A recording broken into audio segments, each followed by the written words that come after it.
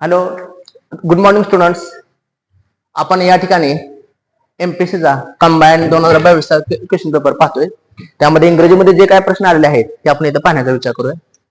आता पहिला प्रश्न दिलेला पहा. हा पहिले 1 ते 50 प्रश्न किंवा सुरुवातीचा भाग मराठीचा आहे. इंग्लिशचा भाग हिथून येतो पहा. पहिला प्रश्न असा आहे बा, you ought to be considerate towards your parents. आता या ठिकाणी एक गोष्ट लक्षात येईल पहा, you ought to be considerate towards your parents. आता या ठिकाणी पहा, यू ऑट टू ह्या शब्दाचा अर्थ काय आहे? ऑट टू. आता तसं पाहिलं मॉडल वर्ब्स जर आपण इथे विचार केला, मॉडल वर्ब्स इंग्लिशमध्ये मॉडल वर्ब्स भरपूर असतात. Can, could, shall, should, will, would, may, might, have to, has to, had to, ought to, need, need to, need, dare, used to. पण याच्यामध्ये प्रत्येकाचं फंक्शन ठरलेलं असतं बा. विल हे साधारणपणे सर्टनिटी दाखवतं. कॅन हे ॲबिलिटी दाखवतं. आता तसं कॅन सुरुवातीला वापरलं तर ॲबिलिटी सुरुवातीला वापरलं तर परमिशन दाखवते किंवा request. Can you help me, request आहे. मध्ये आलं वाक्याच्या करत्यानंतर तर ॲबिलिटी दाखवतं. He can drive a tractor, ability आलं. तसं ऑटोचं जे मूळ फंक्शन आहे ऑटोचं, तर ते मॉरल ड्युटी म्हणून आहे. ठिकाणी हा ना मार्क या ठिकाणी या ठिकाणी ऑटो जे आहे हे दिसते का? ऑटो आणि हाऊ टू बरोबर येते का? ऑटो आणि हाऊ टू. ऑटोचं फंक्शन आहे ते काय असतं बघा, नुसतं ड्युटी असते. आणि ऑटोचा आहे मॉरल ड्युटी. आता ऑटो कधी आपण म्हणू शकतो? I have to work, I have to finish my work. मला माझं काम पूर्ण केलं पाहिजे. आणि ऑटो कशासाठी वापरतो की मॉरल ड्युटी म्हणजे नैतिक कर्तव्य. नैतिक कर्तव्य कधी असतं? The rich ought to help the poor, the strong ought to help the weak. म्हणजे श्रीमंतांनी गरिबांना मदत करावी अशा अर्थानं तिचं काय असतं उत्तर? मॉरल ड्युटी आहे. मग इथं मॉरल ड्युटीचा पर्याय आहे का? मॉरल ड्युटीचा पर्याय आहे का? या ठिकाणी मॉरल ड्युटीचा पर्याय आहे का बघा? आहे. पण ह्याचं उत्तर मॉरल ड्युटी येणार का? नाही येणार. कारण का या ठिकाणी मॉरल ड्युटी आहे. कारण ह्या ठिकाणी कुणासाठी म्हटलंय हो? You ought to be considerate towards your parents. वाक्याचा अर्थ आपण कधी कधी आपल्याला काय करावं लागतं वाक्यामध्ये? कॉन्टेक्स्ट पाहावं लागतं. एमपीएससी अभ्यास करताना ह्याला जास्त महत्व आहे बघा, कॉन्टेक्स्ट म्हणजे संदर्भ. आता हे वाक्य मी तुम्हाला सांगितलं की हे वाक्य असं पण असू शकतं. समजा हे वाक्य असं पण आहे की आपण असं म्हणू शकतो की द रिच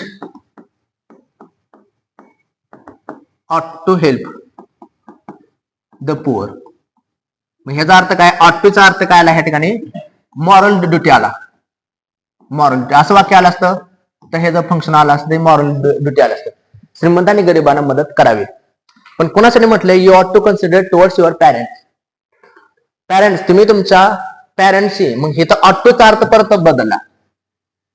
प्रत्येक शब्दाचा मॉरल वर्बचा अर्थ बदलतात. जसं कॅन तुम्ही ॲबिलिटी सांगितलं, जसं Archie can drive a tractor. Archie has ability to drive a tractor. पण कॅन यू हेल्प मी, कॅनचं फंक्शन काय असू शकतं? परत रिक्वेस्ट पण आहे. जसं मे काय सांगतं? पॉसिबिलिटी सांगतं. For example, it may rain tomorrow, उद्या पाऊस पडण्याची शक्यता आहे. ह्या ठिकाणी मेचं फंक्शन काय झालं? पॉसिबिलिटी. पण मे आय कम इन सर, या ठिकाणी someone six permission, someone ask for permission. त्या ठिकाणी मेचा अर्थ परमिशन म्हणून झाला. तसं इथं ऑटोचा अर्थ मात्र जसं आपण मॉरलिटी पाहिला तसा होणार नाही. कारण तुम्ही पॅरेंटच्या बाबतीमध्ये तुम्ही काय करायला पाहिजे ते आपलं काय मस्त आहे, ऑब्लिगेशन आहे. ऑब्लिगेशनचा अर्थ काय? एक प्रकारचं बंधन आहे ऑब्लिगेशन. म्हणजे इथं अर्थ ऑटोचा अर्थ कसा झाला? एक प्रकारचा मस्ट सारखा झाला किंवा एक प्रकारचा काय झाला? शूड सारखा झाला. मग याचा पर्याय काय येणार बघा? आपण सरळ विचार केला असता तर आपल्याला काय मॉरल ड्युटी आहे. ऑटोचं फंक्शन मॉरल ड्युटी असतं बेसिकली. पण आपण मॉरल ड्युटी म्हणलं असतं. पण कोणाच्या संदर्भात म्हटलंय नाही? पॅरेंटच्या, सॉरी पेशंटच्या. म्हणजे पेशंट डॉक्टरांच्याकडून पेशंटच्या डॉक्टरांची काळजी घेणं त्यांचं कर्तव्यच आहे. कारण डॉक्टर काय फुकट पेशंटची काळजी घेत नाहीत. त्यांसाठी ते काय घेत असतात? पैसे घेत असतात. त्यामुळे त्यांचं काय ते मॉरल ड्युटी नाही, मॉरल ड्युटी कोणाला म्हणायचं? श्रीमंतांनी गरीबाला मदत करावी, शहाण्या लोकांनी साध्या लोकांना मार्गदर्शन करावे, त्याला मॉरल ड्युटी झाली.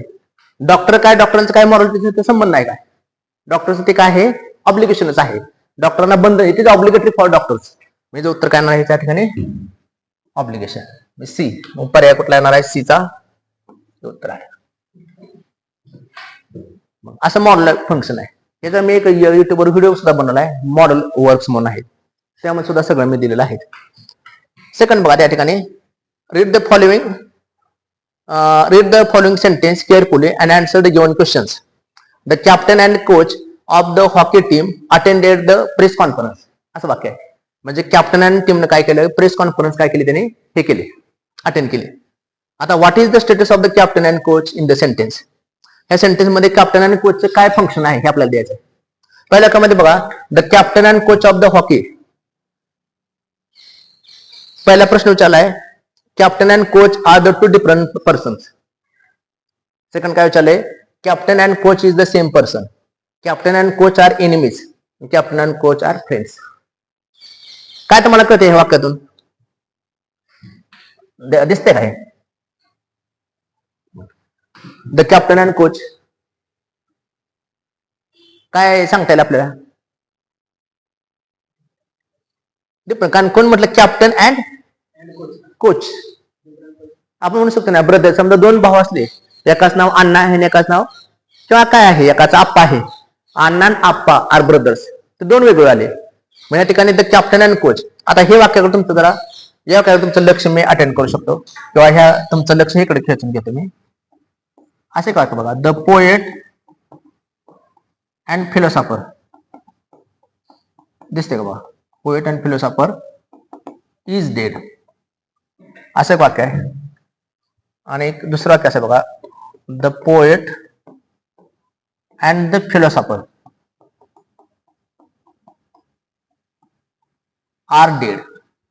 दिसते बघा, आर डेड. आता पहिल्या वाक्यामध्ये पोएट अँड फिलॉसॉफर, ह्या ठिकाणी व्यक्ती किती आहेत बघा? Poet and philosopher.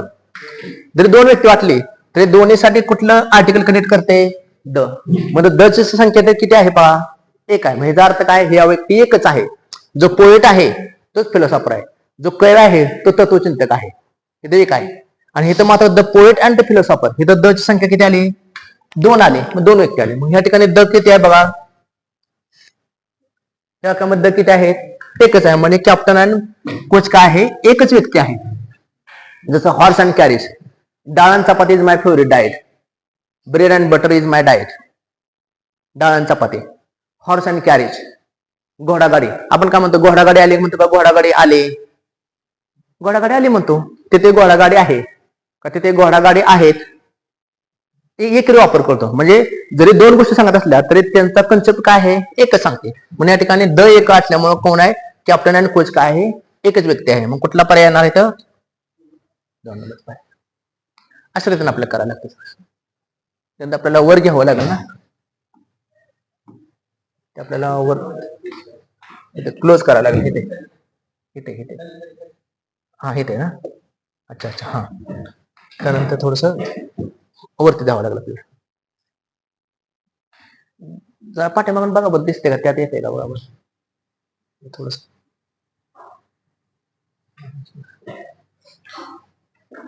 दिसते का? पाठीमागे येते का? येते ना? हे दिसते आता बघा. हे पण दिसते का? बघा बरं. हा, म्हणजे इथपर्यंत. आता बघा, he said to me help him in settling the accounts. आता या ठिकाणी काय विचारले? Which of the following sentence is correctly changes the sentence about into indirect speech. त्याचं काय करायचं आहे? इनडायरेक्ट स्पीच करायचं आहे. आता इनडायरेक्ट स्पीच करताना काय करतो आपण? त्याचे बरेच प्रकार आहेत. इनडायरेक्ट स्पीच आपण 4 प्रकारामध्ये करतो: डिक्लेरेटिव्ह, इंट्रॅगेटिव्ह, एक्सक्लेमेटरी आणि इम्पेरेटिव्ह. डिक्लेरेटिव्ह मध्ये काय करतो?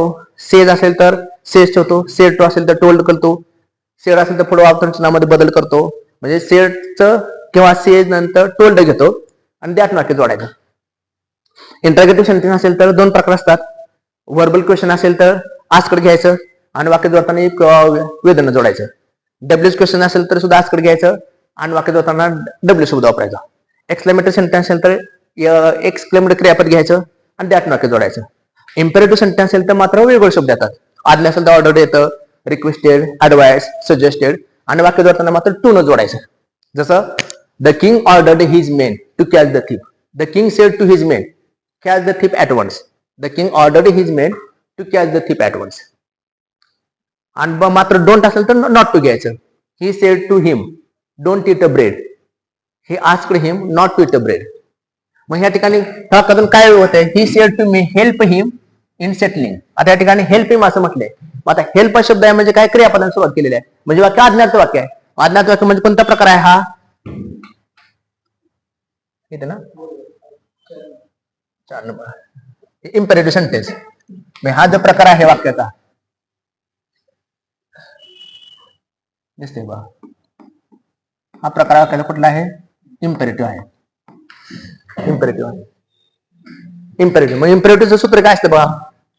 इम्पेरेटिव्ह आपण सूत्र काय घेतो आपण, पहिल्यांदा बोलणारा म्हणजे स्पीकर, त्यानंतर काय जे क्रियापद असेल ते, कारण क्रियापदाची संख्या भरपूर आहे म्हणून क्रियापद देत नाही मी. आस्क्ड, ऑर्डर्ड, रिक्वेस्टेड, त्यानंतर ऐकणारा, आणि वाक्य टू न जोडायचं आणि त्यानंतर शिल्लक लिहायचं. असं साधारणपणे इम्पेरेटिव्ह सेंटेन्सचे सूत्र असतं. बोलणारा, क्रियापद, ऐकणारा. आता या ठिकाणी ही सेड टू मी, तो मला म्हणाला. आता सेड टूचं मात्र आपण इथे सेड टू ठेवत नाही आणि टोल्ड करत नाही. इम्पेरेटिव्ह वाक्यामध्ये आपण टोल्ड कधीच करत नाही, त्यामुळे इथं टोल्डचा पर्याय येणार नाही. टोल्ड कधी करतो आपण, सर्व वाक्यामध्ये टोल्ड करतो. दुसरा पर्याय आहे परस्युडेड, त्याने मला परस्युड केलं म्हणजे मला माझं मन ओळवलं. रिक्वेस्टेड, आता या ठिकाणी रिक्वेस्टेड येईल का, रिक्वेस्टेड असतं ते वाक्याच्या शोधाला काय आलं असतं, प्लीज आलं असतं, त्यामुळे तर रिक्वेस्टचा पर्याय सुद्धा येणार इथं नाही. आता राहिला अर्जड. आता अर्जडचा अर्थ काय होतं, मला प्रवृत्त केलं. He urged me to help him to settling the accounts. आता या ठिकाणी बघा, आता पुढे आपल्यासमोर पर्याय राहिला आहे की टोल्डचा पर्याय गेला आणि रिक्वेस्ट पण गेला. एक तर एक urged me to help him to settle the, आणि आता इथं अर्जड आहे बरोबर, पण इथं त्याने बदललंय टू सेटल, आणि इथं काय आहे, हेल्प हिम सेटलिंग. त्यामुळे हे तर परत बदलून चालणार नाही. मग त्यामुळे पर्याय कुठला बरोबर आहे, सेटलिंग, म्हणजे हाच पर्याय बी, हे उत्तर आहे. बाकीचं काय बदल करायचं नाही. आपण काय केलं, आपण इथं इम्पेरेटिव्ह सेंटेन्स मध्ये बोलणारा घेतला ही, नंतर क्रियापद काय आहे या ठिकाणी अर्थाप्रमाणे परस्युडेड आलं, नंतर मिस ठेवलं to help him in settling the account. इथं सेटलिंग हे बरोबर आहे, अर्ज पण चाललं असतं, पण टू सेटल येणार नाही. इथं काय वाक्यामध्ये इन सेटलिंग आहे, असं उत्तर आहे. पुढचं वाक्य घेऊ आपण, Grishma spoke with white heat. आता व्हाईट हिटचा अर्थ काय, उत्साहाने, उत्साहाने किंवा जरा आनंदाने असं म्हणतो आपण, आनंदाने.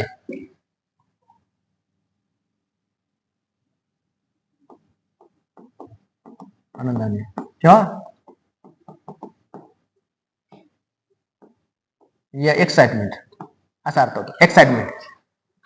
या ठिकाणी कोणता पर्याय बघा, Grishma spoke with white heat. White हिटचा अर्थ आहे एक्साइटमेंट, एक्साइट. मग काय येणार आहे, नॅचरल श्रूडनेस म्हणजे नैसर्गिक शार्पपणा असतो, नैसर्गिक शांतपणा, श्रूडनेस. इंटेन्स पॅशन, भावना. प्लेन व्हाईस और कनिंग पॅशन, कनिंग पॅशन म्हणजे धूर्त. नॅचरल श्रूडनेस म्हणजे काय म्हणतो आपण, ज्याला आपण काय म्हणतो नैसर्गिक प्रवृत्ती. प्लेन व्हाईस म्हणजे प्लेन, इंटेन्स पॅशन आणि कनिंगचा अर्थ धूर्त. मग त्यामुळे पर्याय काय येणार आहे, हाईट हे येणार नाही. In passionate, passion. The word avaricious is synonymous with. आता avaricious या शब्दाचा अर्थ काय, avaricious अर्थ काय तुम्हाला कळालं असेल बघा. avaricious अर्थ हे दिसतंय का खाली, avaricious दिसतंय त्यात avaricious. आता avaricious या शब्दाचा अर्थ काय बघा, avaricious या शब्दाचा अर्थ आहे काय म्हणतो आपण त्याला, हाव किंवा हावरटपणा. हावरटपणा म्हणजे पैशाची, संपत्तीची, किंवा काय लोकांना बरेचसे हावरटपणा असतो. हावरटपणा घेणे म्हणजे आपलं आहे ते आपलंच आहे, पण दुसऱ्याचं पण आपल्या नाव करून घेणे, हे ना. असं बरेच समाजामध्ये उदाहरण बघतो आपण. आपलं पण खायचं आणि भावाचं पण खायचं, भावकीचं पण खायचं, देवळातलं पण खायचं, त्याला म्हणायचं हावरटपणा, ग्रीडी. मग त्यामुळे हावरटपणा शब्द कुठला आहे, अप्लिकेबल आहे, ओमनी प्रेझेंट आहे, ओमनिसायंट आहे का ग्रेडी आहे. आता ठिकाणी ऍप्लिकेबल म्हणजे काय म्हणतो आपण, उपाय किंवा वापरात येणारे, वापरात. ऑमनी प्रेझेंट हा शब्द नेहमी ईश्वरासाठी येतो बघा. गॉडचं वर्णन करताना ओमनी प्रेझेंट, ओमनिसायंट आणि ओमनी पोटेंट. ओमनी हा ग्रीक वर्ड आहे. ओमनीचा अर्थ ऑल आहे, पोटेंटचा अर्थ आहे, प्रेझेंटचा अर्थ आहे सर्वत्र. ईश्वर हा काय असतो, सर्वत्र असतो. ओमनिसायंट म्हणजे सर्वज्ञ, आणि आणखीन एक शब्द विचारला जातो, तो आहे ओमनीपोटेंट. ओमनीपोटेंट म्हणजे सर्व शक्तिमान.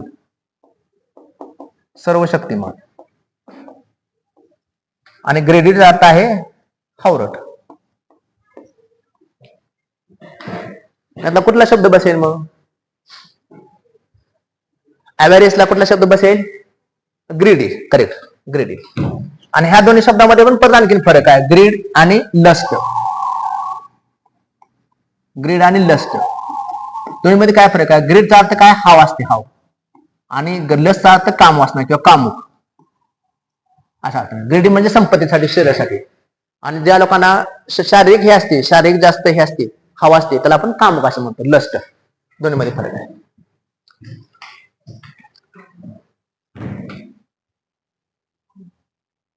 क्रॉप मध्ये आहे ना, क्लोज मध्ये. ओके, तिथपर्यंत आले आपल्याला ना.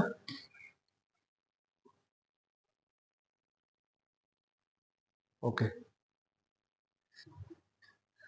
One who lives for pleasure. काय सांगता येईल बा? One who lives for pleasure, which of the following words matches the meaning above? Fanatic, happy go lucky, hedonist आणि मिसॅगोनिस्ट. आता प्लेजर, जो माणूस प्लेजरसाठी राहतो म्हणजे आनंदासाठी राहतो, त्याला काय शब्द आहे? आता फॅनेटिकचा अर्थ काय आहे? किंवा त्याला आपण काय म्हणू? Happy go lucky man, happy go lucky आहे. आता या ठिकाणी हा शब्द आहे, फॅनेटिक शब्द आहे, हॅपी गो लकी आहे, हेडोनिस्ट आहे आणि मिसॅगोनिस्ट आहे. आता फॅनेटिक म्हणजे तो व्यक्ती जास्त सिरियसली एखादी गोष्टी घेत नाही, त्याला फॅनेटिक असं म्हणतो. हॅपी गो लकी म्हणजे काय? कुशाली चेंडू म्हणजे तो पैकी हॅपी गो म्हणजे सहज तो एखादी गोष्टी घेतो, हॅपी गो. आणि हेडोनिस्ट म्हणजे नुसता ह्यासाठी, काय म्हणतो आपण त्याला, नुसतं ह्यासाठी आनंदात तो राहतो, मी त्याला बाकीचं काय देणं घेणं नसतं. आणि मिसॅगोनिस्ट म्हणजे तो स्त्रियांचा तिरस्कार करतो, हेटर ऑफ वुमेन. ही दोन मिसॅगोनिस्ट. मिस शब्दाला का हेट शब्दाचा अर्थ होतो हेटर, आणि फील्ड शब्दाला का त्याचा अर्थ असतो लवर. मग त्यामुळे हे जे उत्तर आहे ते काय आहे? हे हेडोनिस्ट आहे. मग पर्याय कोणता बरोबर आहे? सी. सी म्हणजे आपल्याला काय सांगता येईल या ठिकाणी? 2 नंबर पर्याय. असं आपल्याला उत्तर बघता येईल. आपल्याला बघा उत्तर बरोबर आहे का बघा, तुम्ही कन्फर्म करू शकता बघा. त्यानंतर पुढचा आहे बघा, स्टॉप टॉकिंग.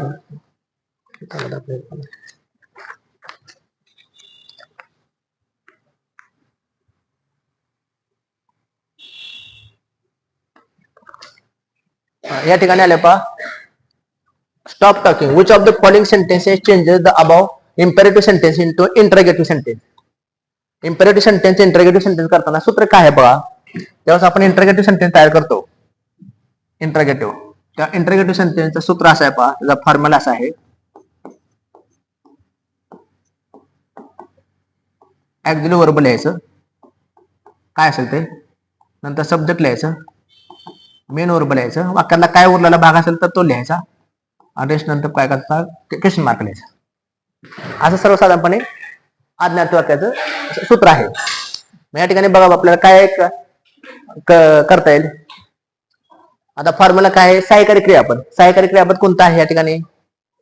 आता काय म्हटलंय आपण? Stop talking. तुम्ही काय करा, बोलणं थांबवा.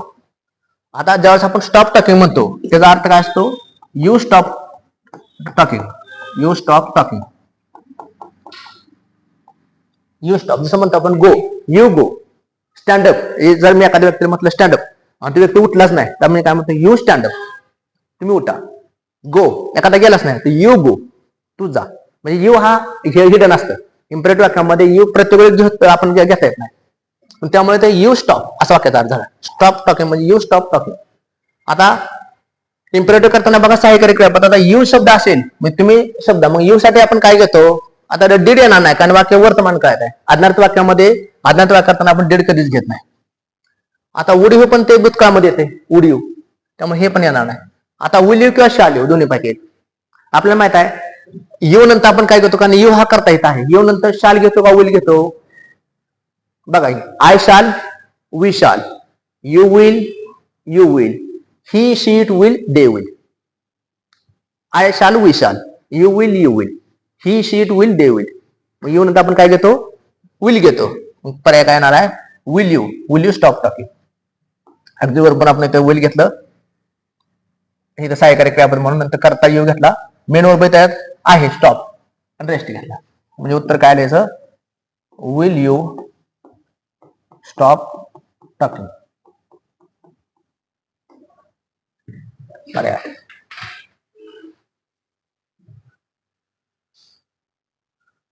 बघा नेक्स्ट बघू आपण या ठिकाणी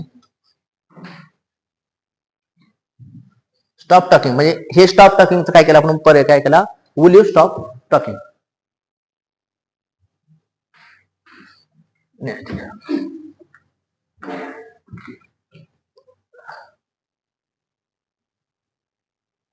त्यानंतर use proper punctuation in the blank. Use proper punctuation in blank space of the following sentence. I have no money therefore I cannot afford a servant. माझ्याकडे पैसे नाहीत म्हणून मला सर्वंट परवडत नाही.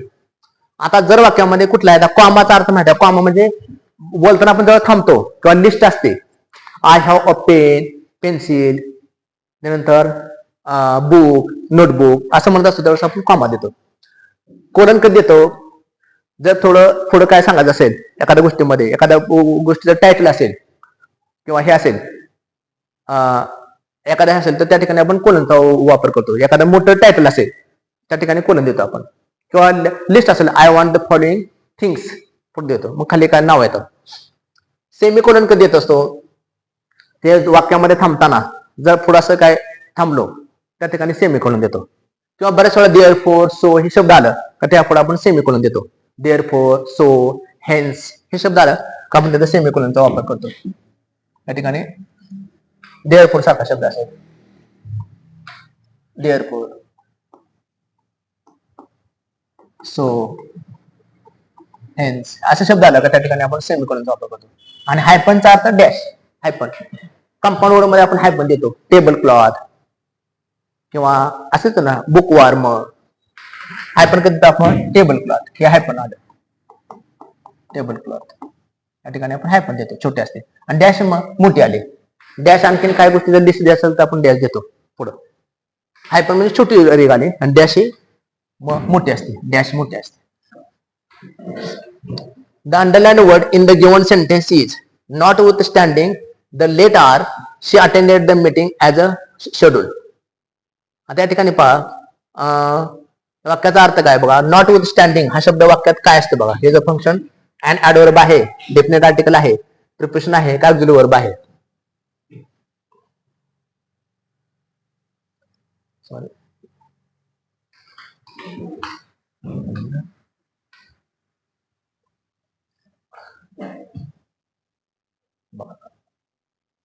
दिसते का सॉरी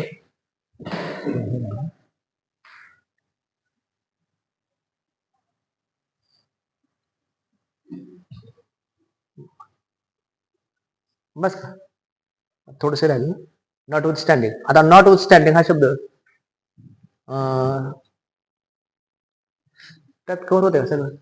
नॉट विथ स्टँडिंग. आता नॉट विथ स्टँडिंग शब्द आहे तो काय बघा. नॉट विथ स्टँडिंग शब्द आहे तर ऍडवर्ब पण असतो, प्रिपोजिशन पण असतो आणि कंजक्शन पण असतं. आता या ठिकाणी notwithstanding the late hour she attended the meeting as a schedule. म्हणजे तिने जे मीटिंग शेड्यूल झाले होते किंवा तयार झाले होते किंवा त्या शेड्यूल प्रमाणे त्या मीटिंग हजर राहिली. Notwithstanding the late hour जरी उशीर झाला तरी ती हजर राहिली. मग इथं नॉट विथ स्टँडिंगचा अर्थ आहे इन स्पाइट ऑफ. या ठिकाणी नॉट विथ स्टँडिंगचा अर्थ आहे in spite of. Not with स्टँडिंगचा अर्थ आहे या ठिकाणी इन स्पाइट ऑफ. या ठिकाणी याचा अर्थ आहे in spite of. Not with स्टँडिंगचा अर्थ आहे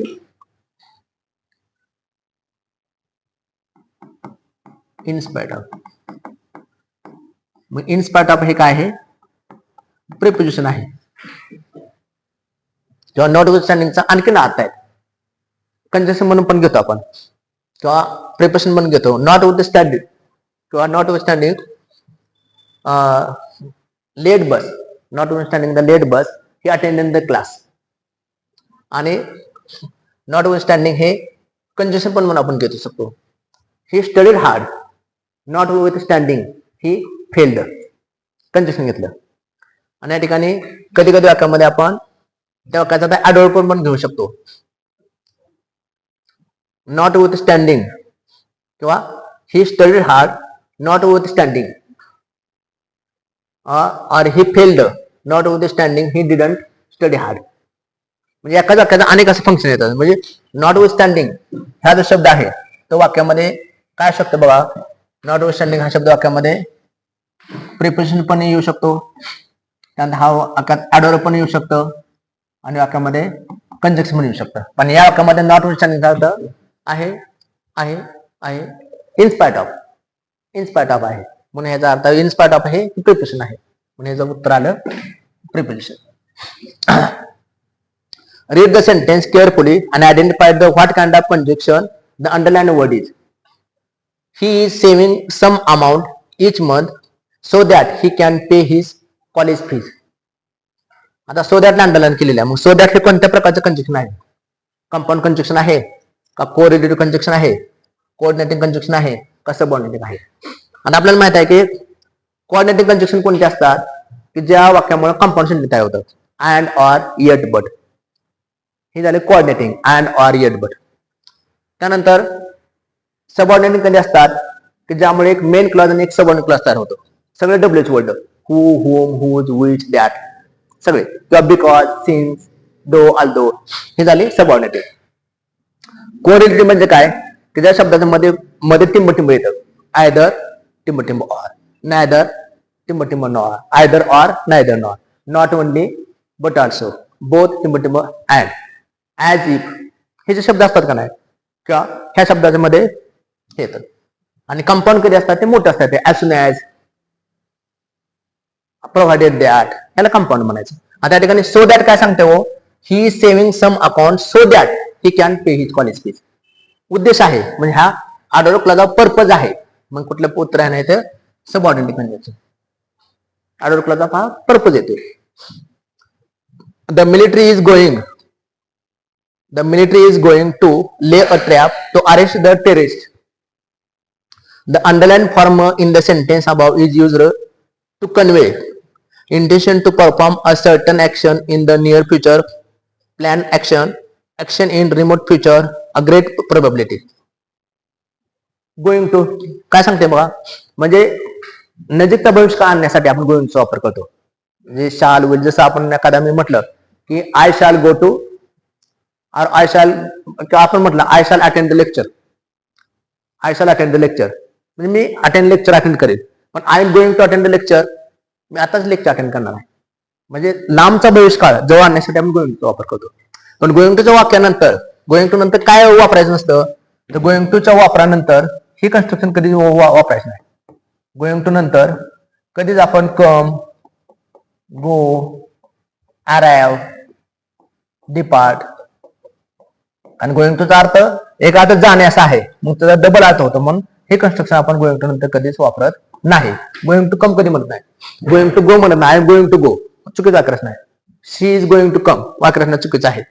पण गोइंग टूचा अर्थ काय, आपल्याला अलीकडे गोष्टी घेण्यासाठी, जसं मी म्हटलं I am going to teach you something, म्हणजे मी तुम्हाला आता नवीन एक लेसन शिकवणार आहे, किंवा I am going to teach you new lesson.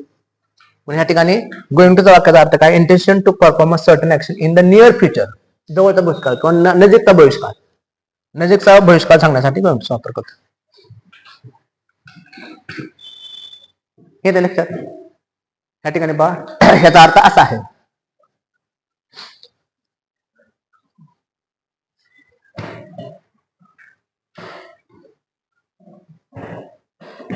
किंवा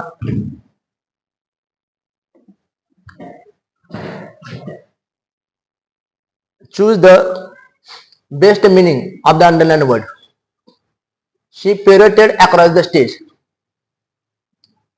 आता या ठिकाणी हे शब्द आहेत, शब्दाचा अर्थ आपण बघायचं. पिरियड शब्द लिहिलेला आहे, किती नंबरचा सेंटेन्स आहे बघा, हे 62 नंबरचा सेंटेन्स आहे. ह्यामध्ये वाक्याचा अर्थ काय दिलेला आहे हे आपण या ठिकाणी पाहूया.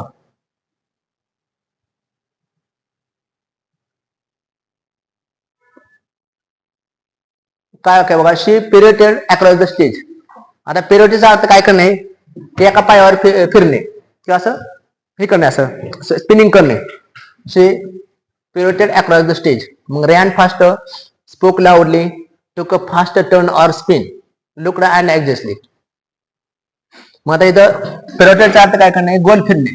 या शब्दाचा अर्थ आहे गोल फिरणे. पहा, या शब्दाचा अर्थ आहे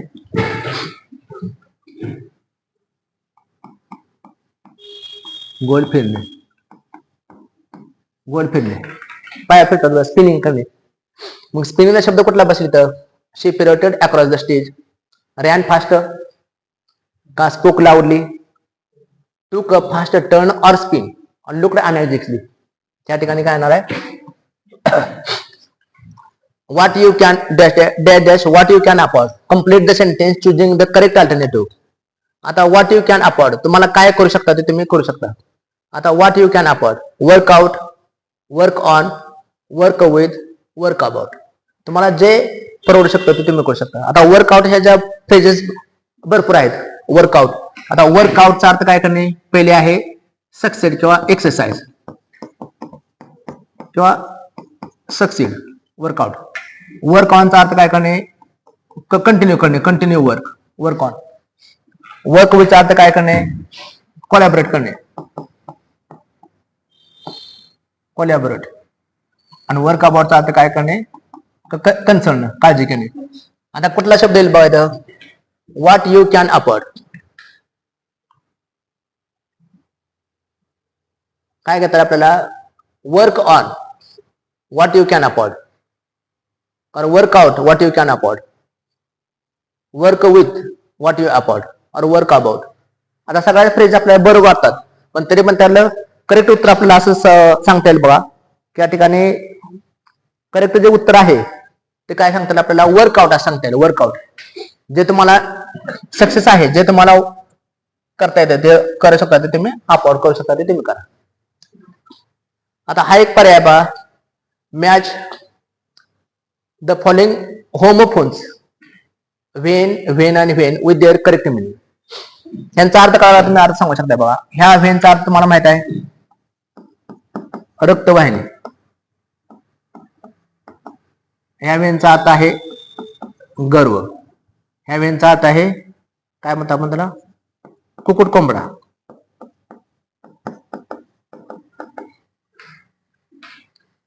सांगू शकता मला मिनिंग. दोन्ही शब्दांचा अर्थ काय आहे ते बघू शकताय.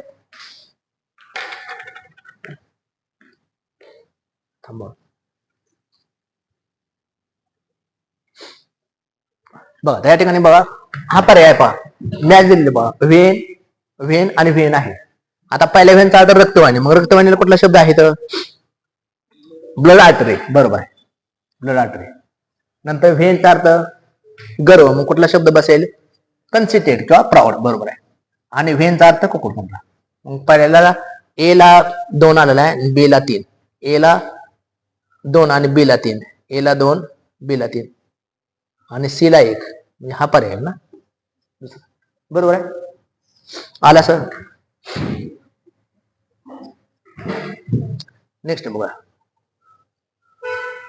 आता find out the exact meaning of the underline idiom in the given sentence. आता most of her friends avoid talking to her as she is constantly blowing her own trumpet. काय लोकांना सवय असते बघा स्वतःची धमकी वाजवायची किंवा स्वतःच खरं करायचं.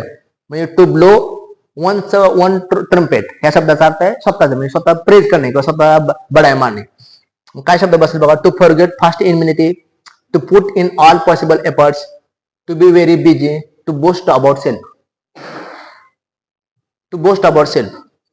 आता या ठिकाणी टू फॉरगेट फास्ट इम्युनिटी अर्थ हे करणे म्हणजे शत्रुत्व सोडून देणे. To put in all possible efforts सर्व प्रयत्न करणे. टू बी व्हेरी बिझी खूप मग्न असणे. आणि टू बोस्ट अबाउट सेल्फ बडाय मारणे. याचा अर्थ काय असतो पहा, या शब्दाचा अर्थ काय आहे पहा, बड्या मारण्यास आहे. असं करू का, बड्या मारण्यास आहे ना. बर ठीक आहे, आपल्याला इथं दिसते का,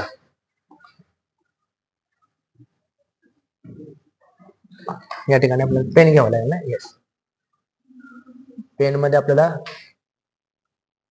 येस पेन घ्यायला पाहिजे. इकड साईडला पेन गेला का, हा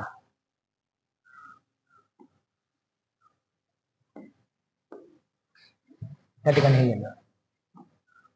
हा उत्तर बरोबर आहे, बरोबर ना. ओके ओके, आता क्लिअर झालं. आता या ठिकाणी काय सांगता येईल बघा, वरती गेलं ना. हा बॅग घ्यायचं, हा पेन मध्ये जाऊ ना.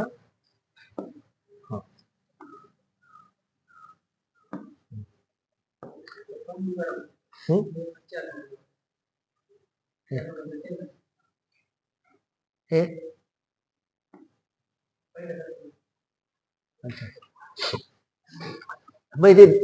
हे कळू शकते का, हा वरती गेले का, इथपर्यंत आले ना. आता आले की पहिले सगळं दिसायला लागलं मोठं. मग त्या ठिकाणी most of her friends avoid talking to her as she is constantly blowing her own trumpet. ती स्वतःची बळाई मारते, म्हणजे याचं उत्तर काय येणार आहे, बोस्ट अबाउट वन सेल्फ. याचा अर्थ काय, ब्लो हर ओन स्टेपचा अर्थ काय करणे, बडाई मारणे, बडाई मारणे. एखाद्याला बडाई मारायचं वाटते, त्यामुळे उत्तर काय येणार आहे, to boast about her self. Read the following sentence, despite her age she walks steadily. या ठिकाणी the underlined word walk steadily are examples of. Noun phrase आहे का, ऍडजेक्टिव्ह फ्रेज आहे का, ऍडव्हर्बियल फ्रेज आहे का, नन ऑफ द अबव. आता बघा वाक्याचा अर्थ बघितला तर वाक्यामध्ये काय बघा, despite her age she walks steadily.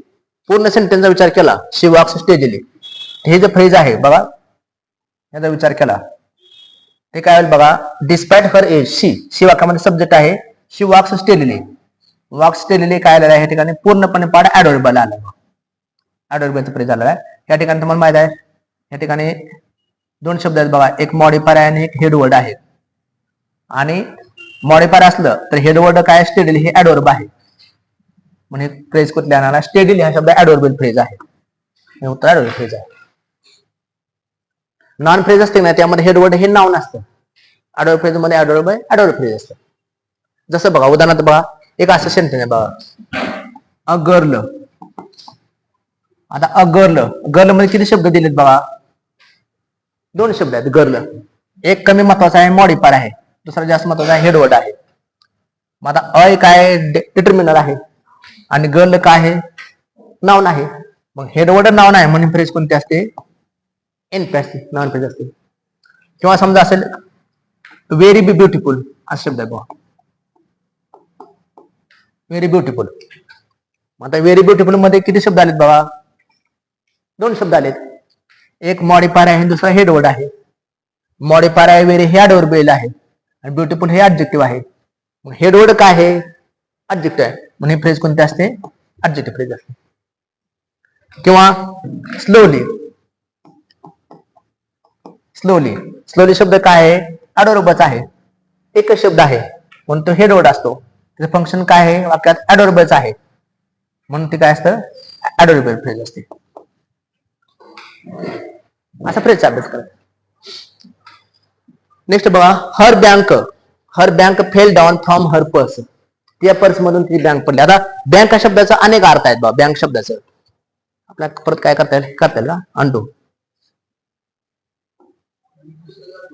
हा एक मिनिट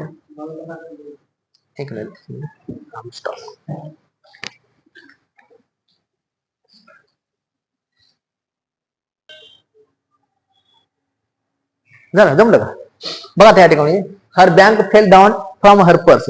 आता बँक शब्दाचा अनेक अर्थ आहेत बघा, बँक. आता तुम्हाला माहित आहे बँक शब्दाचा अनेक अर्थ आहेत. पहिला बँक शब्दाचा अर्थ काय आहे पहिला?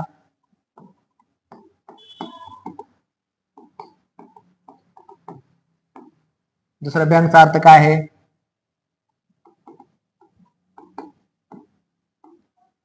पण तिसरा अर्थ असा पण आहे पहा,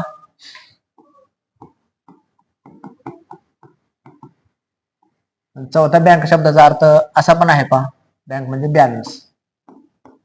एका शब्दाचा अनेक अर्थ असतात. बँक, फायनान्शियल इन्स्टिट्यूट म्हणतो bank, he went to bank, money म्हणजे पैसे डिपॉझिट करण्यासाठी किंवा मनी विड्रॉ करण्यासाठी.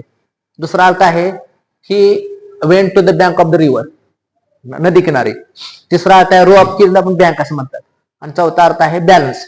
आता काय म्हटलंय तर, her bank fell down from her purse, त्या पर्स मधून काय खाली पडलं. आता असं म्हणू शकतं पर्स मध्ये चावी पण असू शकतात. आता मात्र पर्स मधून तिची बँक खरोखर पडणार नाही, फायनान्शियल इन्स्टिट्यूट पडणार नाही, त्यामुळे हा पर्याय येणार नाही. त्यामुळे हा फायनान्शियल इन्स्टिट्यूशन हा पर्याय येणार नाही. Row of the keys side of the river, आता साइड ऑफ द रिव्हर पण त्या पर्स मध्ये बसणार नाही. दोन झालं. आता एकदा बॅलन्स किंवा रो ऑफ कीज, पण पर्सचा उल्लेख केलेला आहे. म्हणजे मी तुम्हाला सांगितलंय की बऱ्याच वेळा काय करायचं आपल्याला इथं कॉन्टेक्टचा विचार करावा लागतो. एमपीसी अभ्यास करताना पर्सचा उल्लेख केलाय. पर्स मध्ये आपण काय ठेवतो जास्त करून? कीचा बंच ठेवतो कधी कधी, पण जास्त पण पर्स कशासाठी असते? पैशासाठी. त्यामुळे याचं उत्तर आहे बॅलन्स असं उत्तर येईल. This is the place where the murder was committed. हा क्लॉज कोणता आहे? आता क्लॉजचे 3 प्रकार असतात बघा, नाउन क्लॉज, ऍडजेक्टिव्ह क्लॉज आणि ऍडव्हर्ब क्लॉज. ऍडव्हर्ब क्लॉजचे 9 प्रकार असतात. Adverb clause of time, condition, contrast, reason, result, place, degree, manner आणि पर्पज. आता या ठिकाणी वेअर शब्द आलेला आहे. मग वेअर शब्द नाउन क्लॉज मध्ये पण असू शकतो, ऍडजेक्टिव्ह क्लॉज मध्ये पण असू शकतो, ऍडव्हर्ब क्लॉज मध्ये पण असू शकतो. नाउन क्लॉज मध्ये वेअर शब्द कसा असतो? I don't know where he lives. I don't know where he lives. I subject आहे, डोंट नो वर्ब आहे, वेअर ही लिव्स पूर्ण ऑब्जेक्ट आले. मग नॉन क्लासचं फंक्शन ऑब्जेक्ट म्हणून असतं. तर त्याचं उत्तर काय नाही मिळते? What I don't know. किंवा आम्ही असं म्हटलं I know where she lives, what I know where she lives, noun clause झाला. पण मध्ये जर नाउन आलं का तो ऍडजेक्टिव्ह क्लॉज असतो. I know the place where she lives, I know the place where she lives, मला जे ठिकाण माहित आहे ती कुठे राहते, ऍडजेक्टिव्ह क्लॉज झाला. आणि ऍडव्हर्ब क्लॉज कधी असतो? करेक्ट त्या ठिकाणी ठिकाण सांगितलं जातं की आय वॉन्ट टू गो, और go where you want, or he went where he wanted to go, he went where he wanted to go.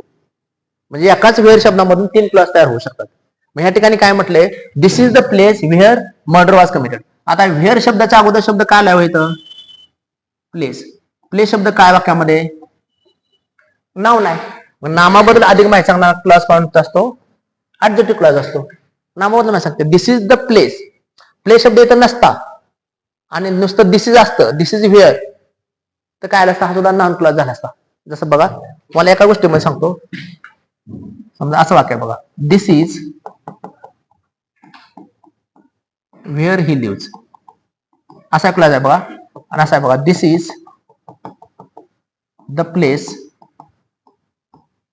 Where ही, पुढचा आहे ते व्हेअर ही लिव्स. आणि असं वाक्य आहे, दिस इज, कसं म्हणा आपण ठिकाणी, कसं म्हणा आपण, he went where he wanted. काय शब्द असतात? तिने पण क्लास आहे. पहिला क्लास कुठून चालू झाला? This is where he lives. दुसरा क्लास का? This is the place where he lives. तिसरा class he went where he lives. आता पहिल्या वाक्यामध्ये दिस इज, दिस वाक्यामध्ये काय आलं? सब्जेक्ट आले. इज काय? वर्ब आहे. हे पूर्णपणे कॉम्प्लिमेंट म्हणून वाक्यात आले, पूरक म्हणून शब्द सांगते. म्हणून हा क्लास कोणता असतो? नाउन क्लॉज आहे. दुसरा का? दिस इज द प्लेस, या ठिकाणी प्लेस शब्द काय आला वाक्यामध्ये? नाउन आला, म्हणून ऍडजेक्टिव्ह क्लॉज आला. This is the place where he lives. आणि दिस इज, आता इथे दिसणं नको सुरुवात करायला, he went where he wanted. आता ही वेंट हे काय? वर्ब आहे. वर्ब बद्दल माहिती सांगणार क्लॉज काय असतो? ऍडव्हर्ब क्लॉज आहे. मग ऍडव्हर्ब क्लॉज ऑफ प्लेस आहे. ऍडव्हर्ब क्लॉज ऑफ प्लेस आहे. मग या ठिकाणी कोणता क्लॉज येणार आहे? Adjective clause. उत्तर सी आहे.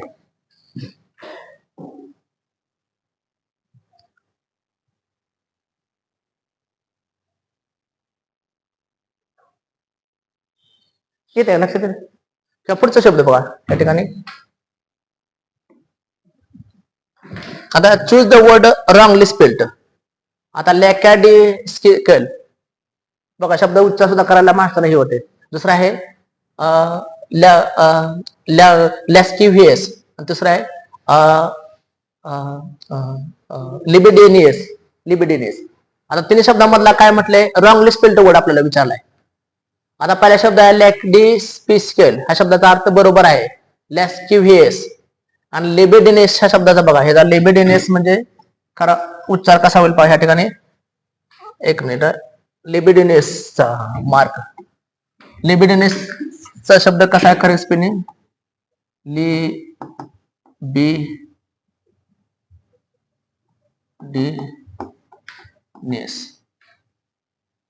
असा आहे बा. लिबिडिनेस. लिबिडिनेस ह्या शब्दाचा उच्चार कसा आहे बघा. लिबिडिनेस म्हणजे कामुक अशा शब्दाचा अर्थ आहे, कामुक किंवा ह्या संदर्भामध्ये लिबिडिनियस. बरोबर आहे का उच्चार ह्या ठिकाणी शब्द दिलेला आहे. पहिल्या शब्दाचा उच्चार बघा बरोबर आहे का. लेकडिनेस ह्या शब्दाचा अर्थ काय ते ह्या ठिकाणी आपल्याला येतं, काहीतरी चुकीचं आहे पहा. हा ह्या ठिकाणी बरोबर आहे. तर जादा आलाय, इथे ते गरज नव्हती, सॉरी. या शब्दामध्ये जादा आलं इथं, याची गरज नाही, असं उच्चार राहायला पाहिजे का. असा शब्द आहे बा.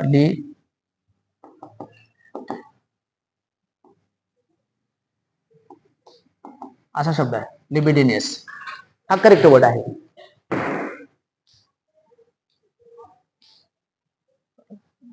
लिबिडिनियस म्हणजे ह्या संदर्भामध्ये, कामुक किंवा ह्या संदर्भामध्ये.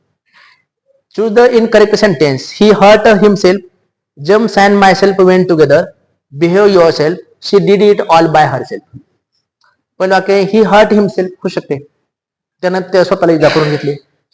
James and myself went together, behave your self म्हणतोस, बिहेव युअर सेल्फ किंवा mind your language, behave your self, she did it all by herself.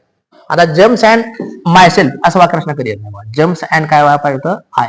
Gems and I went together, त्यामुळे हे रॉंग सेंटेन्स आहे. किंवा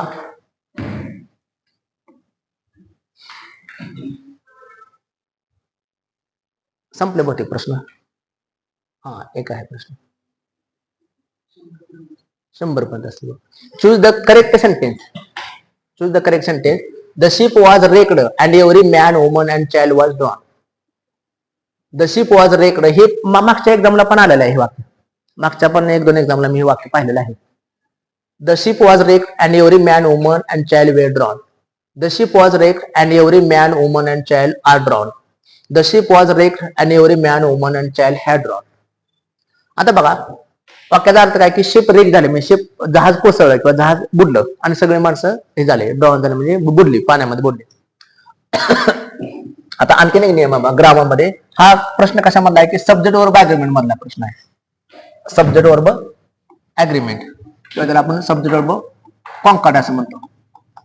सब्जेक्ट वर्ब अग्रीमेंट म्हणजे you know that if the subject is singular, verb is singular. If the subject is plural, verb is plural. आता the ship was wrecked and every man, woman. आता किती करता आलेत बघा. every man, woman, child. करते किती आले तिथं 3 आलेत. मग 3 साठी आपल्याला was देऊन चालेल का. करता सिंग्युलर असेल तर क्रियापद सिंग्युलर असतं. आताच पाहिलं मग आपण. करता प्लुरल असेल तर क्रियापद प्लुरल असतं. पण या ठिकाणी जर वाक्य सुरुवातीला जर एवढी शब्द आला, कारण काय म्हटलंय आपण एवढी प्रत्येक जण, तर एवढी नंतर सिंगलच क्रियापद यावं लागतं. एवढे शब्द आलाय ना, कारण एवढे नंतर every man and woman is here असं म्हणतात. Every man and woman are here. Every man and woman is here. Every boy and every girl. Every boy and girl is here असं म्हणणार नाही मी. नुसतं बॉय अँड गर्ल म्हणा असलं तर मी काय म्हणणार boy and girls are here किंवा boy and a girl are here. But every boy and girl is here. Every शब्दामुळे सिंगलर येत, त्यामुळे एवढे शब्द आल्यामुळं एवढे शब्द आला का काय असतं पुढं सिंग्युलर वर्ब यावं लागतं. मग पहिल्या वाक्यामध्ये एवढी मॅन असू दे, मॅन वुमन हे असलं किती झालंय 1, वुमन 2 आणि 3 जर करते असलं तर हे वाज बरोबर आहे. पहिलं वाक्य बरोबर आहे. दुसरं वाक्य बरोबर आहे का? The ship was wrecked and every man and woman and child were शब्द आल्यामुळे हे वाक्य चुकीचं आहे. तिसरं बघा, the ship was wrecked and every man and woman and child are drowned. The are इथे शब्द बसेल का? कारण इथे काय म्हटलं? रेकड म्हटलं. बुतकळ येणार. आणि the ship was wrecked and every man and woman and child had drowned, हे पण बरोबर. कारण या ठिकाणी कारण असं पण होऊ शकते शिप रेक झाली आणि त्यामुळे सगळे बुडले. मग त्यामुळं ए आणि डी पर्याय बरोबर आहे. मग ए आणि डी, बोथ ए आणि डी, ओनली बी ओनली सी, पर्याय हा बरोबर. काय प्रश्न सोपे असतात असे. Dash is the correct compound noun in the plural form. यातला करेक्ट प्लुरल नाउन कुठला आहे? ब्रदर्स इन लॉ बरोबर आहे का? ब्रदर इन लॉज बरोबर आहे का? ब्रदर्स इन लॉज बरोबर आहे का? ब्रदर इन लॉ बरोबर आहे?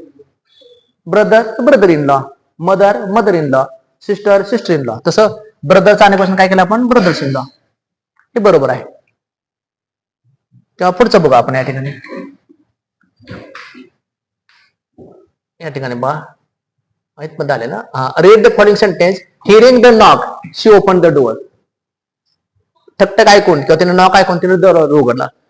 The what kind of the synthesizer is the underlined word in the sentence? It is a gerund, participle, adverbial clause or a noun clause. या ठिकाणी नाउन क्लॉज येणार नाही. Non क्लॉजचं उत्तर हे as a subject, as a object, as complement म्हणून येतो. Noun clause येणार नाही. ऍडवर्बियल क्लॉज पण इथे येणार नाही. हॅव्हिंग द नॉक डोअर, एक तर जेरन किंवा पार्टिसिपल. जेरन आणि पार्टिसिपल मधला फरक कसा ओळखायचा? जेरन आणि पार्टिसिपल बघा. आता दोन वाक्य तुमच्या समोर ठेवतो मी. जेरन आणि पार्टिसिपल मधला फरक कसा ओळखायचा बघा. असं वाक्य दोन्ही मधला फरक कसा ओळखायचा बघा.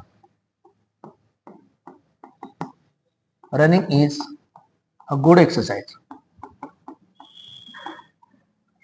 दुसरा आहे I saw a running car. आता ह्या वाक्यामध्ये जेरनचं जे सूत्र आहे, जेरन किंवा पार्टिसिपल, तर जेरनला पण आयनची प्रत्यय येतो, पार्टिसिपलला पण आयनची प्रत्यय येतो.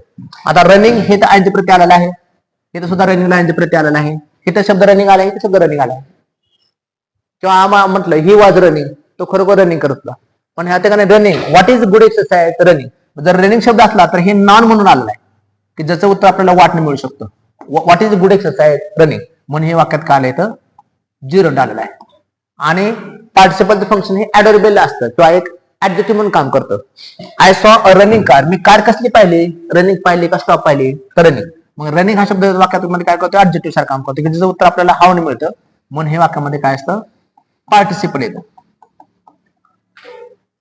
तसे येतं hearing the knock she open the door. तिनं दरवाजा कसा उघडला? How did she open the door? तिचं उत्तर हाऊन येते. म्हणजे काय आहे? वाक्यामध्ये हे पार्टिसिपल आहे. जसं रनिंग, तुम्हाला सोपं एक्झाम्पल दिले, रनिंग इज गुड एक्सरसाइज. किंवा आपण असं म्हणू शकतो बघा सेव्हिंग इज अर्निंग. बघा सोपं एक्झाम्पल देतो आज तुम्हाला मी. बघा सेव्हिंग इज अर्निंग आपण म्हणू शकतो. बघा सेव्हिंग इज अर्निंग म्हणू शकतो ना आपण. सेव्हिंग इज अर्निंग काय आहे? तर सेव्हिंग करणे हे अर्निंग असतं किंवा सेव्हिंग. आणि आपण म्हटलं की सेव्हिंग ही अर्नड. बघा ह्या ठिकाणी सुद्धा सेव्हिंग आहे, पण ह्या ठिकाणी सेव्हिंग हे काय आलेलं आहे ते जिरं म्हणून काम करते, आणि या ठिकाणी सेव्हिंग हे पार्टिसिपल म्हणून काम करते. कारण का? कारण what is earning? Saving noun सारखं काम करते, तसे नाउन सारखं काम करत नाही, ऍडवर्ब ऍडजेक्टिव्ह सारखं काम करते. How did he earn? By saving. Participle. दोन वाक्यामधला तुम्हाला फरक करण्यासाठी मी सांगितलं हे जिरंड आणि हे पार्टिसिपल आहे. जिरंडचं फंक्शन नाउन सारखं असते किंवा वाटणं उत्तर मिळतं, आणि पार्टिसिपल हे ऍडजेक्टिव्ह सारखं असते, उत्तर हावने मिळतं. Read the sentence carefully and choose the correct answer from the options given below.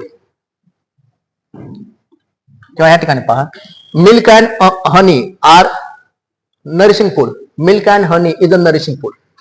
आता मग मी सांगितलं the poet and the philosopher एकच व्यक्ती आहे.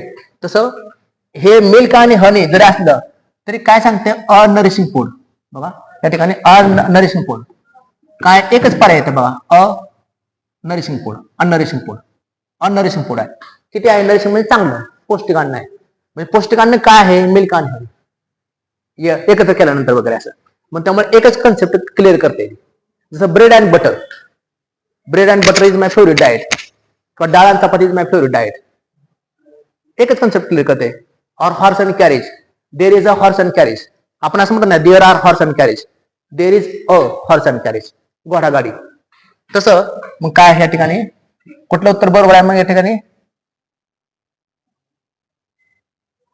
कारण इथं मिल्क आणि हनी आर आलेला आहे, त्यामुळे आर इथं येणार नाही. मिल्क आणि हनी इज नरिशिंग, पण त्यामुळं पर्याय काय नाही तर बी पर्याय बरोबर येणार. येते लक्षात? द जज ordered that the accused be set free. आता मूडचे 3 प्रकार आहेत, इम्पेरेटिव्ह आहे, सबजंक्टिव्ह आहे, नाही का? मूड 3 प्रकारचे मूड येतात बघा. इंडिकेटिव्ह पण मूड असतो. इंडिकेटिव्ह म्हणजे सरळ वाक्य असतं. Nehru was the great statesman.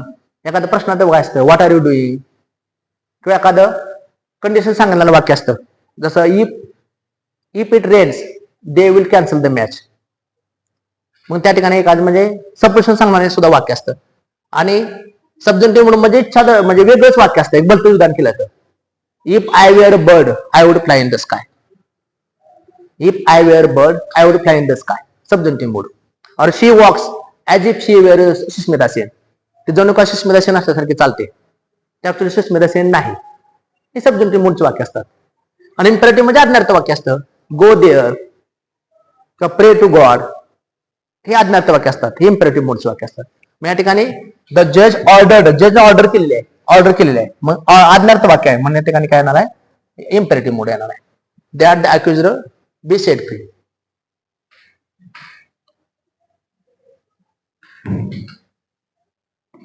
Okay, next बहुतेक मला वाटते सगळे. हा येस, या ठिकाणी काय वाक्य दिले बघा. आता हा पॅराग्राफ दिलेला आहे पहा. पॅराग्राफचे आपल्याला उत्तर द्यायचे आहेत. Read the passage given below carefully and answer questions number 76 to 80 based on it. आता या ठिकाणी बघा, ह्या उत्तर वाचून आपल्याला काय करायचे आहेत? एकूण प्रश्न किती आहे? 80 प्रश्न आहेत बहुतेक, 80 प्रश्न आहे. शेवट आहे, 80 शेवट आहे. बघा, आपण पॅराग्राफ वाचून आपलं उत्तर कळतात का बघा आपण.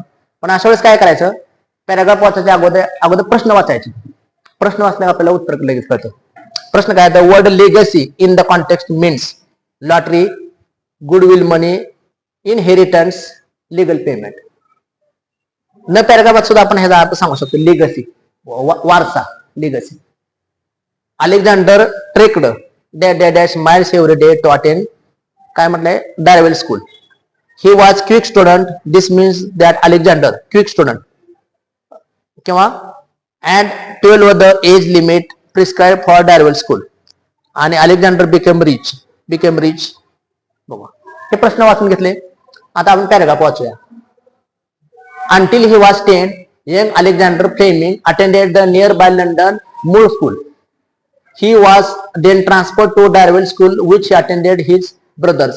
Alexander learned a good deal about nature during that 4-mile downhill hike to school and the 4-mile uphill return trip. He was quick student at 12. Quick student याचा अर्थ काय? फास्ट हे करणारा. क्विक स्टुडंट म्हणजे फास्ट लर्न करणारा, ज्याला आपण म्हणतो क्विक स्टुडंट. इथं दिलाय शब्द बघा. He was quick student, fast learner, and 12 the age limit prescribe for डायवेल school. He was sent to Kilmarnock Academy. 2 years later he joined his brothers John and Robert at the home for his elder brothers Thomas, who was to become successful occultist in London. However, the economic success of the family was yet to be, and Alexander was forced to leave school for economic reasons. When he was 16, he obtained a job in a shipping company. Good fortune, however, was on his side and on the side of humanity. In 1901, he received a share in legacy which made it possible for him to return to school. He decided to study medicine. असा paragraph आहे. The word legacy in the context means काय? Legacy म्हणजे वारसा. Legacy शब्दाचा अर्थ आहे वारसा किंवा वारसा हक्क असं म्हणतात. वारसा किंवा त्याला काय आहे? इनहेरिटन्स शब्द, वारसा. Alexander trek miles every day to attend Darvel school. किती तो माइल ट्रॅक करत होता?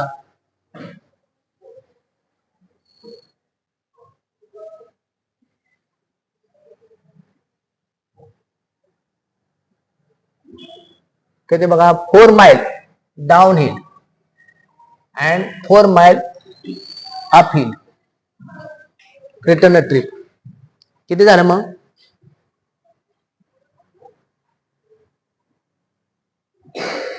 किती झाले एव्हरी डे? किती झाले? 8. बरोबर आहे ना?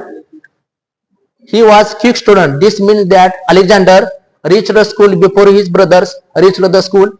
Was a lively student to son. Was a fast learner. Quick चा अर्थ काय? Fast learner. स्लो लर्नर आणि फास्ट लर्नर. Fast learner.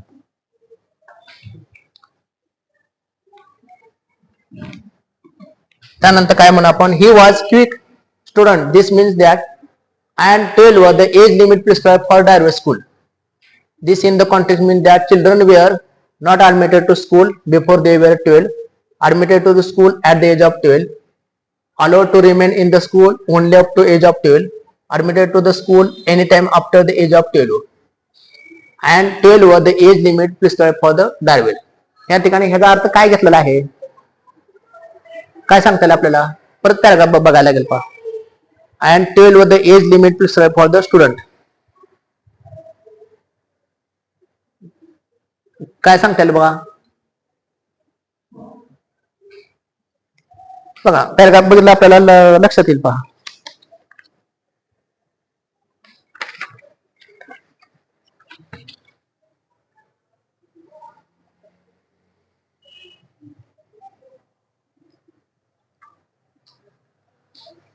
इथं म्हटलंय की तेव्हा किंवा इथं दिले उत्तर पण.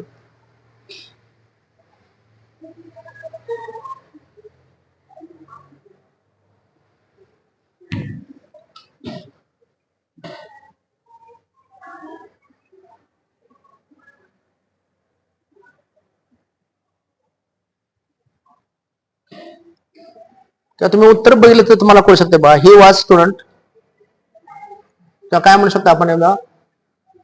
And 12 was the age limit prescribed for the private school. म्हणजे not admitted to the school before they were 12 असं म्हणू शकतो आपण. आणि Alexander became rich by working in the shipping company when his brother became successful alcoholist because he studied medicine. He received share in the legacy. काय उत्तर सांगता येईल बा? 59 उत्तर काय सांगता येईल आपल्याला इथं?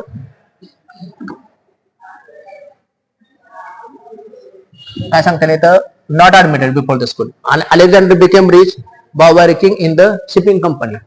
हे उत्तर येईल काय? By receiving a share in legacy.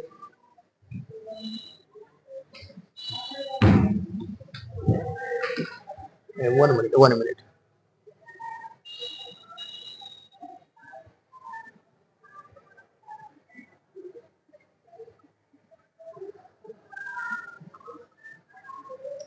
For he economic reasons. कारण इकॉनॉमिक्सचा संदर्भ इथं लावलेला आहे. Economic reasons when he was 16 he obtain a job. Job तिने ऑब्टेन केला इकॉनॉमिक रिझन सॉल्व्ह करण्यासाठी. त्याला शेअर जर मिळाला, हे रिसिव्ड शेअर इन लिगसी, मग त्यामुळे तो श्रीमंत कधी झाला तो?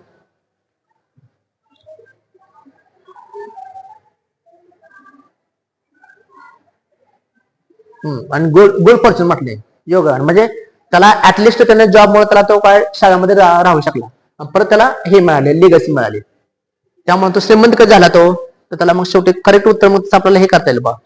कारण बाय रिसिव्हिंग लिगसी. कारण तो जॉब करून तो शाळा शिकू शकत होता, स्कूल शिकू शकत होता. पण थँक्यू. तर अशा रीतीने आपण हा इथं प्रश्न सोडून घेतला पा.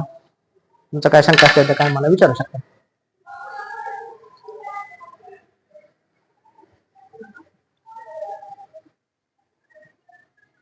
ओके.